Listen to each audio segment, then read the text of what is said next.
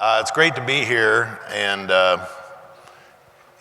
see all of you and interact. It's I think General Honore yesterday was excellent, and I've already taken the first step at changing the name of Association of State Floodplain Managers to Leaders, and so I just want to throw that out there and see if it sticks. And prior to the session today, looking at all the video clips of Hurricane Katrina, it really brought back a lot of memories. I've been in this position for about 10 years. I came into the position about 3 months before Katrina. And it's really, I think, had a profound effect on how the Corps of Engineers is thinking about and dealing with flood risks and how we mitigate those. First slide, please, or am I driving?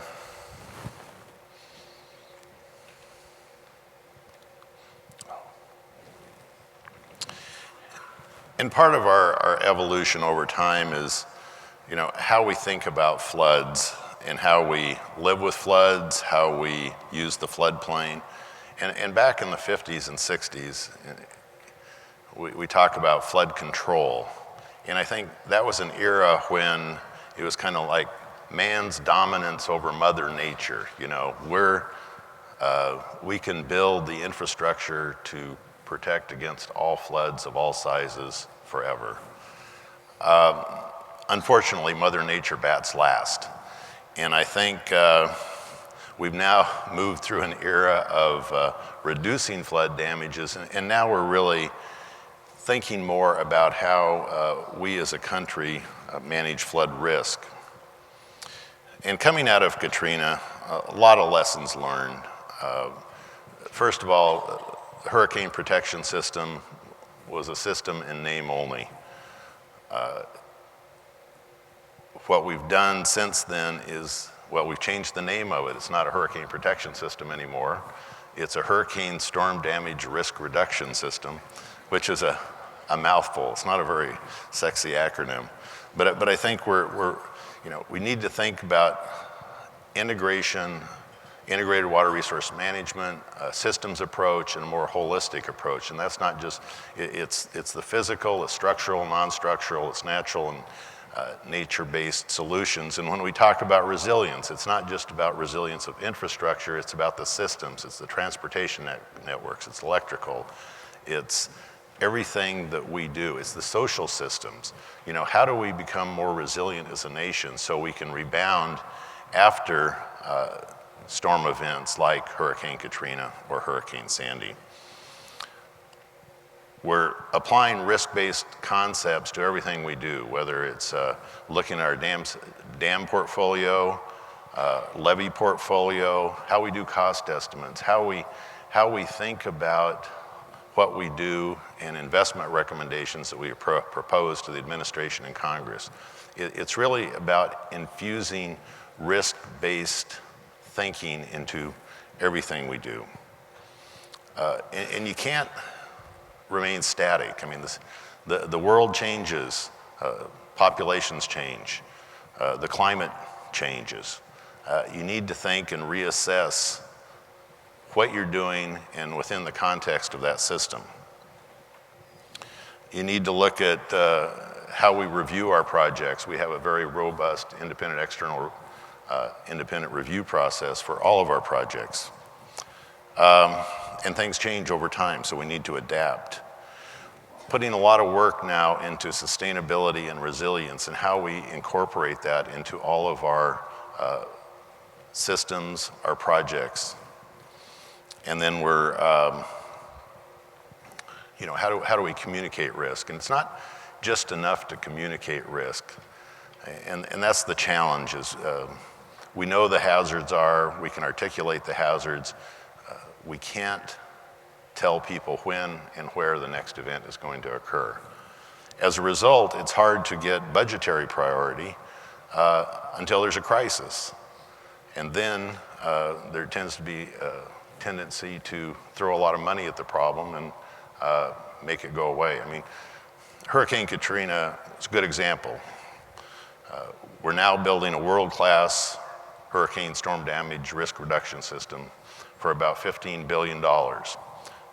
Had that system been in place 10 years ago, it could have avoided over $130 billion in direct costs to the federal government. So we need to not only communicate risk, but we need to have a vision for how we have a more sustainable, resilient society, a nation, a community. And we need to incorporate that longer-term vision into how we set priorities. And in Washington, priorities equal budget. And we can talk a lot about how we want to become more sustainable and resilient, but unless you put your money on those things that mitigate long-term risk, it really isn't advancing us.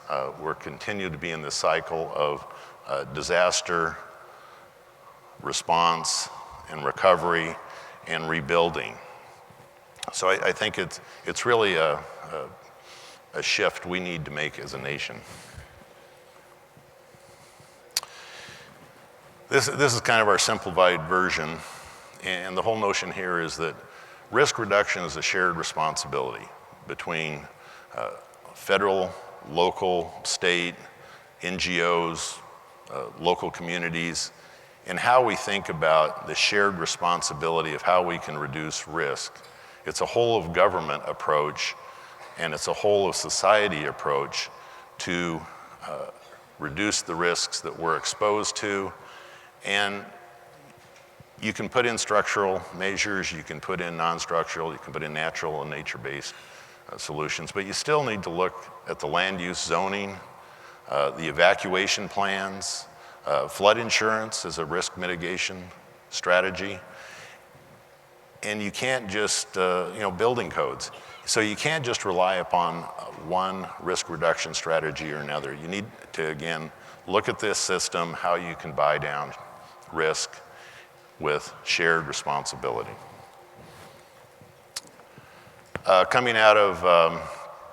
We took a lot of lessons learned coming out of Hurricane Katrina, and even before we did the post-Sandy strategic plan or the North Atlantic Coast Comprehensive Study, we wanted to get some principles into place. And so the Corps got together with NOAA, and we wanted to articulate those. And it really has to do with how do we take the lessons learned out of Katrina and start infusing those into people's mindset and thinking before we rebuild the way it was before.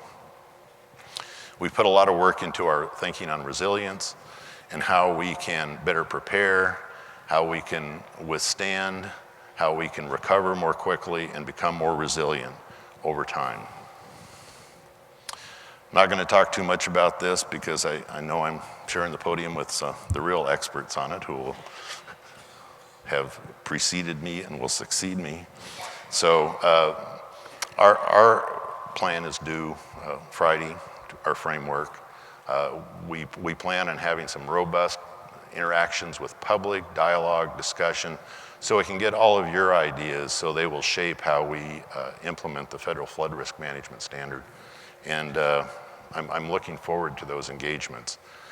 In likelihood, it'll take probably a year or so before our final guidance and it comes out, but I think we've taken the right step, the right direction, and I think now the dialogue begins.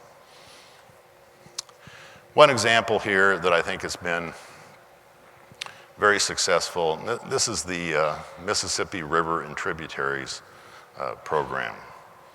And this was begun in 1928 after 1927 flood. If you look at the comparison here between the impacts and the effects, I mean, 1927, thousands of people died. It forced the relocation of hundreds of thousands of people. Some points the Mississippi River was up to 90 miles wide, disrupted east-west transportation for months, had a huge blow to the economy.